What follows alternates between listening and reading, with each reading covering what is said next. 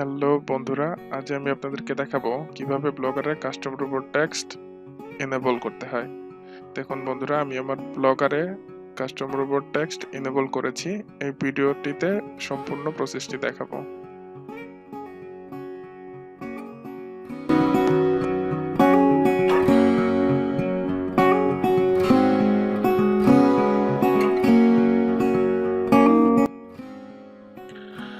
হ্যাঁ বন্ধুরা, শুরুতেই আমি আমার পিসিতে ব্রাউজারটিকে ওপেন করে নিচ্ছি। ব্রাউজারটিকে ওপেন করে নেওয়ার পর আপনারা এখান থেকে আপনার ব্লগটি সিলেক্ট করে নিয়ে যাবেন সেটিং থেকে সার্চ প্রেফারেন্সে গিয়ে আপনারা ক্রলিং এন্ড ইন্ডেক্সিং এই অপশনটিতে গিয়ে কাস্টম রোবট ডট টেক্সট পাবেন। মোস্ট অফ দি টাইম এটা ডিফল্ট ভাবে ডিসেবল করা থাকে, তো এটাকে ইনেবল করে নিতে হবে। ইনেবল করে নেওয়ার পরে আপনাদের এখানে কাস্টম রোবট টেক্সট এর কন্টেন্ট অ্যাড করতে হবে।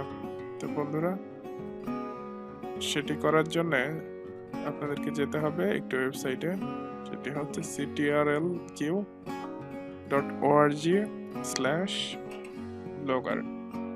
বন্ধুরা, লিঙ্কটি আমি ডিসক্রিপশনে দিয়ে দিব, স্ক্রিনেও দেখতে পাচ্ছেন আপনারা। এই লিঙ্কটিতে ঢুকতে হবে। এখন এখানে গিয়ে আপনারা দেখবেন যে আপনাদের ব্লগের সাইটটিকে এখানে অ্যাড করতে বলবে। দেখুন বন্ধুরা, এটা ঠিক নিচে একটু স্ক্রল ডাউন করে গেলে আপনারা দেখতে পাবেন যে এখান থেকে আপনার ব্লগের ইউআরএলটা দিতে বলবে। দেখুন বন্ধুরা, ঠিক এই ঘরটিতে জেনারেল সাইট ম্যাপের পাশে যে ঘরটি আছে, এখানে গিয়ে আপনারা আপনাদের ব্লগের লিঙ্কটি দিবেন। দেখুন বন্ধুরা, আমি আমার ব্লগের লিঙ্কটি দিয়ে দিচ্ছি। ঠিক এইভাবে আপনারা আপনাদের ব্লগের লিঙ্কটাও দিয়ে দিবেন, দেন জেনারেট সাইট ম্যাপ দিবেন। এখানে আপনারা সাইট ম্যাপটি পেয়ে যাবেন। ঠিক এইভাবে আপনারা আপনার ব্লগের অ্যাড্রেসটি দিয়ে জেনারেট সাইট ম্যাপে দিবেন।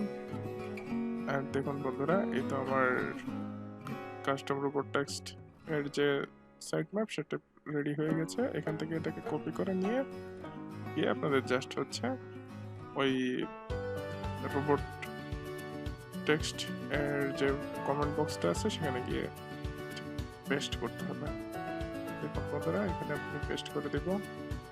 পেস্ট করে এটাকে সেভ চেঞ্জেস দিয়ে দিবেন। তো দেখেন যাবেন বন্ধুরা, এটা সেভ হয়ে গেছে। আর হ্যাঁ বন্ধুরা, আরেকটি হচ্ছে রোবট হেডার টেক্সট নিয়ে আমার পরবর্তী ভিডিওটি আছে, ওটা দেখবেন। আর বন্ধুরা, কাস্টম রোবট টেক্সট এনেবল কিভাবে করতে হয় দেখুন, আমার রোবট টেক্সট এনেবল হয়ে গেছে অলরেডি। তো বন্ধুরা, please subscribe my channel. Thank you for watching my video.